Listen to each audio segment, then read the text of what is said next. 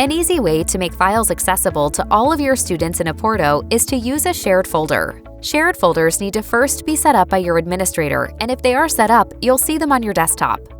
For example, I'm going to double-click to open a shared folder for my course, Math 101. Currently, I have assignments, but I may want to add a syllabus here. So first, I just need to upload my syllabus to my own desktop using the File Upload feature. This opens a local file navigator on my own computer, and I can browse and find the file that I want. In this case, my syllabus. I hit Open and the file transfer initiates. When the file is fully uploaded, I see a success message and the file appears on my desktop.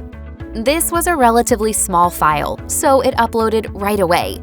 But if I had tried to upload a video file or a large dataset, it could have taken a few minutes, in which case I would see a progress bar in the lower right corner. Now that I have my file on my desktop, all I need to do in order to make it accessible to my students is drag and drop it into my shared folder.